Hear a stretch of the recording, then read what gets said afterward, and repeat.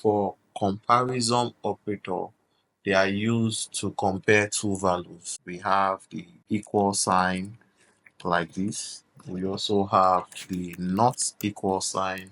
We have the greater than, less than, and so on.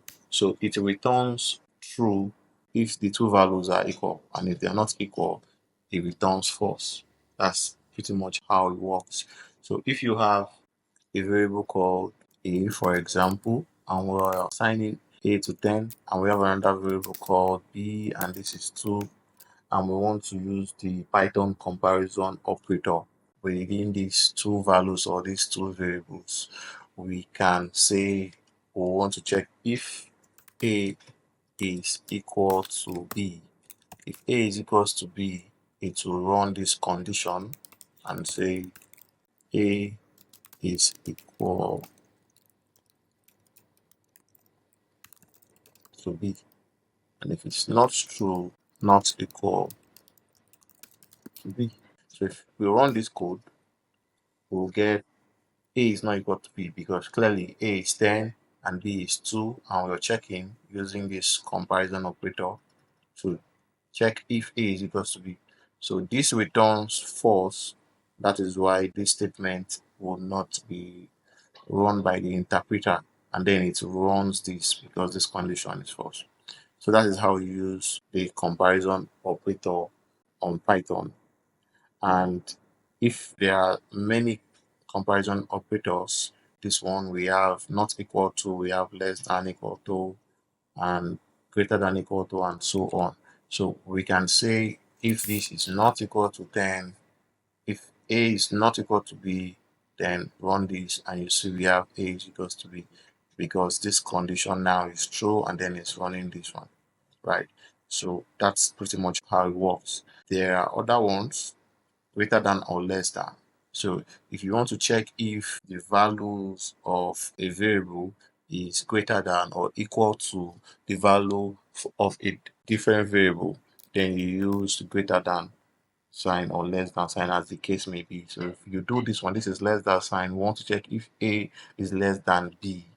If this condition is true, then it returns true and it runs this. If this condition is false, it returns false. This condition would not run and the else block would run. So in this case, a is 10, b is 2, and we're checking if a is less than b, which means we're checking if 10 is less than 2, and that is not true, so this should run. To run this, you see we're having this, which means this is the part that worked out. So that's pretty much how greater than sign or less than sign for Python comparison operator works.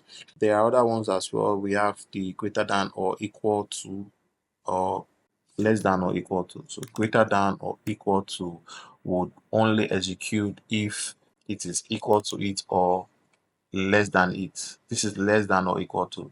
So this condition will only run if, let's say we're putting k here and we're putting m here.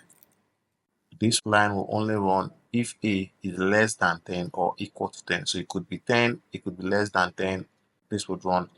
If it's not in any of the conditions, that is, it's not less than 10 or equal to 10, then this will run. To run this, it's written k, which means this is the condition that the interpreter accepts. Because of this condition, returns true. And this condition returns true because a is either less than b or equal to b, and clearly a is equal to b. So if we put 9, a is less than b because a is 9 and b is 10.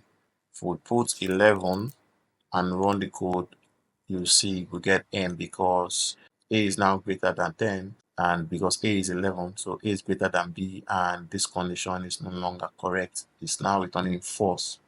So that's pretty much about comparison operators.